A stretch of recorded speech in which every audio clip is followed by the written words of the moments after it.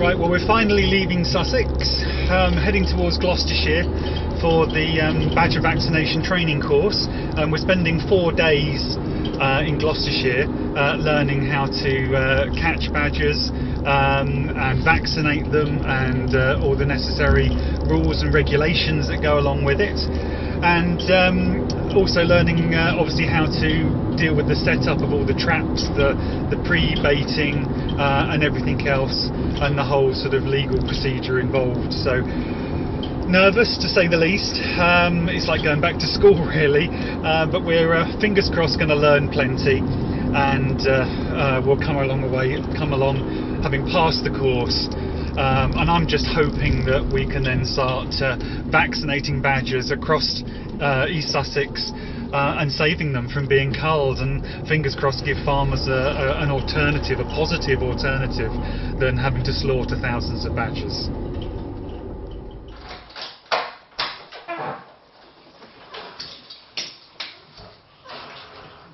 This is quite nice.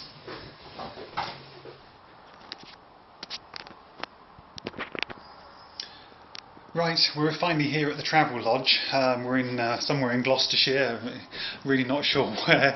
I think somewhere near the A419 or something like that anyway. So, but yeah, we're here in the travel lodge, nice size room, so should be quite comfortable staying here for the week.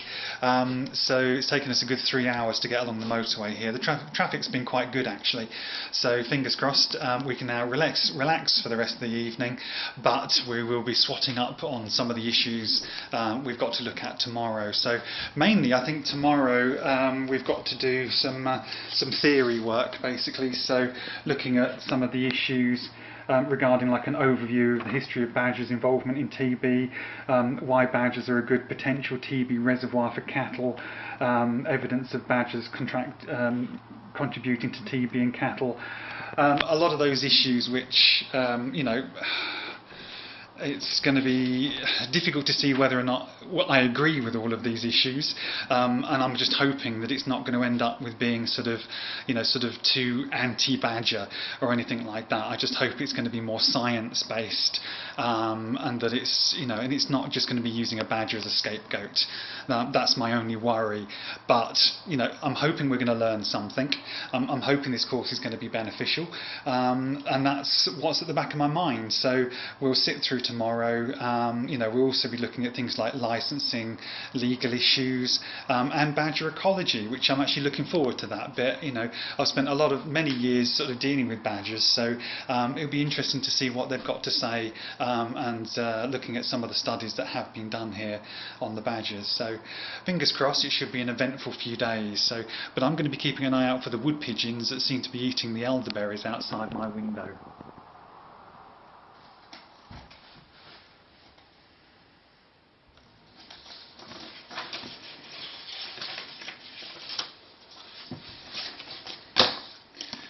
Right, well, I think I've finally read through everything, and I think I'm up to speed with what we're all going to be doing tomorrow and over the next few days. So it does look like it's going to be quite an exciting 4 days, but nervous at the same time, because I really don't want to fail this course, and I really don't want to let you know, the badgers down. But I just wanted to say a very quick thank you. Obviously the Sussex Badger Coalition is what's paying for us to come here, so with funding from, you know, the South Downs Badger Group and International Animal Rescue as well. So East Sussex RAS are part of the coalition, and I really appreciate the fact that everybody's involved, pulling together and working so hard so we can try and prevent a cull in East Sussex. But at the same time, if we can vaccinate the badgers within Sussex, it gives the farmers an alternative to culling.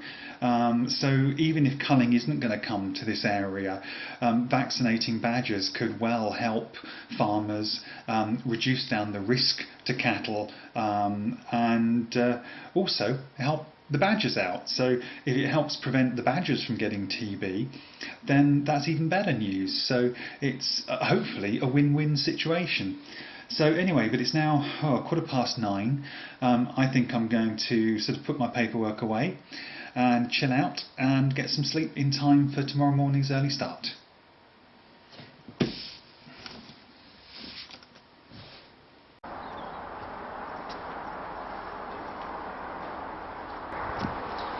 just arrived at Water End Farm here in Gloucester, so we're about to go in and start the first session this morning, so we'll see what it brings and I'll report back later. Well, we've certainly learnt a lot today. It's been quite a tiring day, but it's been fantastic to learn as much as we have done. And I'm just looking at some of my notes here, but there's a clear relationship between badgers and cattle. There's no denying that. And TB can be transferred both from badgers to cattle, cattle to badgers. But there's a much bigger picture there, and it's clear that things like boar, foxes, even feral cats, rats, infected slurry being spread on fields are all contributing factors. So the badgers aren't the be all and end all of TB in cattle. That's very, very clear from what we've learnt today. It's a big issue at the end of the day, and I'm not going to claim to be an expert in all the statistics and all the studies that have been going on, not by any means. I can only sort of bow to those that are working behind the scenes, that do know the statistics, that are undertaking the studies, and clearly working very, very hard in dealing with all those issues. What I was quite surprised to learn is that Sussex is actually quite an unusual area of TB. It's the red zone TB area in East Sussex is well isolated from the rest of the TB areas down in the Midlands to the southwest. So it's quite an isolated little area, and apparently there's quite an unusual strain of TB that is present there as well. It does sound like the Animal Health and Veterinary Laboratories Agency are quite interested in what we're going to be doing in Sussex, and may well take an interest in what we're doing and follow what we're doing and even help us potentially, which would be great news if we get their backing and support for such a project. It was interesting to hear that this course, the only reason we can actually do this course is because they actually created the Veterinary Surgeons Vaccination of Badgers Against Tuberculosis Order 2010. And it was created specifically for lay vaccinators, so that we can actually go out there, rather than a veterinary surgeon having to, but we can actually go out there once we're accredited and approved and trained to actually deal with the vaccination. So we're hoping that at the end of the week, when we pass the course, we're going to have a LANTRA qualified certificate, and we'll be accredited vaccinators and therefore legally allowed to do this work. The course has also been run past the Royal College of Veterinary Surgeons as well. This afternoon we actually went out on site to a place called, let's have a look, what's it called again? Woodchester Park. It was quite a nice drive, difficult to get there, and a rather bumpy ride in the back of the Land Rover.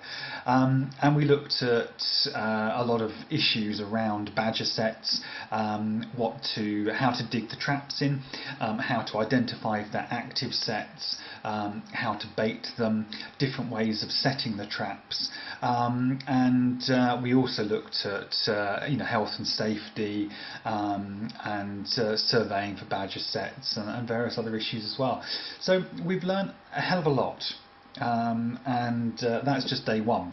So we'll have to see what day 2, 3 and 4 bring. Not sure I'm looking forward to the early morning 6 o'clock starts on day 3 and 4, but it has to be done, and it's the only way we're going to pass the course, and the only way we're likely to be able to start vaccinating badgers and getting to the bottom of this. So I think it's about time I turn in and go to bed.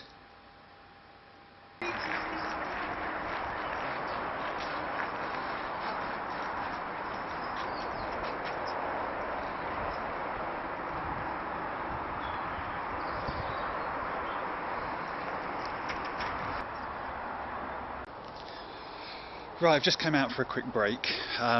We've spent most of the morning looking at vaccinating the badgers with the vet, looking at the procedures, the protocols that have to be put in place, and the safety, the paperwork we have to do, which is quite a lot of paperwork, but it's to make sure that we stay safe and that everything is documented properly and recorded. So the animals' welfare clearly is very paramount here. We've been talking a lot this morning about how we sort of assess the animals, make sure that they're suitable for vaccination, and recording everything properly.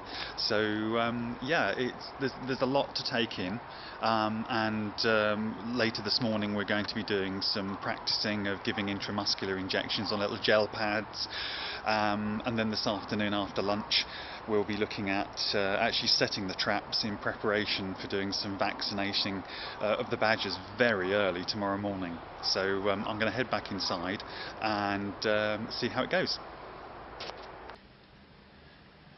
Right, well, we're back at the travel lodge. So I'm quite pleased. We've had such an exhausting day, but we've learnt so much at the same time, which is absolutely fantastic. And being able to get out there in the field this afternoon with the guys that do all the pre-baiting, the trap laying, trap setting, and everything's been absolutely fantastic.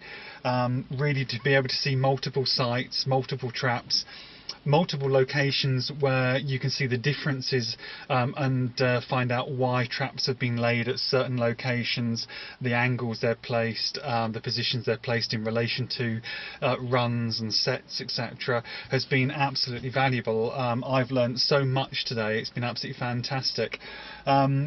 Sadly we are not going to be able to vaccinate tomorrow morning. We've got a band of rain coming in and some really cold winds, so we don't want the badgers getting hypothermia, so we're not going to be having our early morning start, which I'm quite pleased about, frankly, which I'm really pleased about. But we've been told that the weather looks okay for setting the traps tomorrow and vaccinating them on Thursday morning, so we're pleased about that, and that's what we're going to aim to do. So I think learned a lot today, really useful, especially with the vet in the morning as well, learning about the injections and practicing on these like gel pads that have got like artificial badger fur on them, which has gained I think us a lot of experience. I think we've all learned things today, and hopefully we can bring that back to Sussex. Today we've had a lot more practice with setting the traps. And this time obviously we're doing it for real, so we can catch the badgers for vaccinating. So we spent time sort of making sure that we got the earth in the right place, forming sort of making sure you form a little hole for the peanuts to sit in, and then you've got to find a suitable size stone to cover the peanuts, which is really to protect them from what we call non-target animals like foxes, pheasants and squirrels, so that you don't end up attracting too many of them. But the stone also has a second function, that you attach wire to it, and then that forms part of the trip mechanism. So you've got once you've got the wire around the stone and secured it properly, you've then got the rather tricky manoeuvre of getting the stone inside the trap and on top of the peanuts using the spade, and then the bit of wire sort of sticks out the back. We then sort of attach string which goes up and then through the trap and to the front of the cage, where it then sits, then gets attached to a little plate that forms the sort of tripping mechanism for the front of the cage. That all has to be wired in properly, but again, just to make sure you don't get sort of foxes and pheasants and things like that getting caught, you have to make sure it's quite loose, so that when a badger goes in, it's really going to kick that stone out the way. It's probably going to move it more than a couple of inches, so you give it sort of at least an inch to an inch and a half's slack in the string, just to make sure it is definitely the badger you're going to catch. and then just making sure that it's all set up, working properly, nothing's going to get in the way of the door shutting properly, and adjusting it. We had one of our traps we had to adjust slightly because the door wasn't shutting properly, but that was quite easily done. And then it's really just a case of making sure all the peanuts are covered, and that it's all going to work properly. So it looks like quite a lot of the traps that we baited yesterday had all the peanuts taken. There's a few which weren't very active, but the others seem to be quite responsive, and I think we're going to get certainly a few badgers to sort out tomorrow and vaccinate, so really looking forward to that. They'll be assessing us tomorrow on our abilities and our skills with injecting the badgers and vaccinating them, and dealing with all the paperwork. And we've also, after we've done the vaccinating, got the assessment, the written assessment, sort of multiple choice questions and stuff like that. So it's all assessment tomorrow, and vaccination. So fingers crossed this time tomorrow we will have passed and be fully qualified, trained lay vaccinators.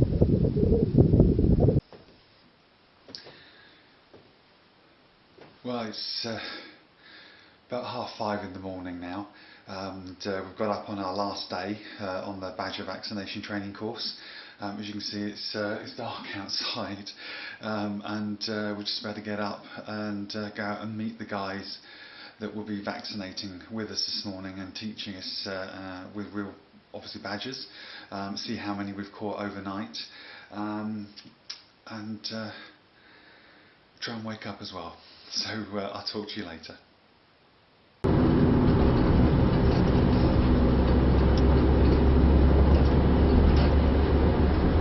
Well, we finished the exam this afternoon, and we've done obviously the vaccinating of the badgers this morning. It's been a long day getting up and out there to check on the badgers. It's been a fantastic day. After the 15 traps that I had set on my round, we had 9 badgers, which was just unbelievable. I never thought I'd get that many to do on this round. I was told in advance it was going to be quite a quiet round as well. So I got to sort of actually do the vaccinating on 9 badgers. We finished it all now. Now we weren't expecting this, but we won't actually find out whether we've passed the course until next week.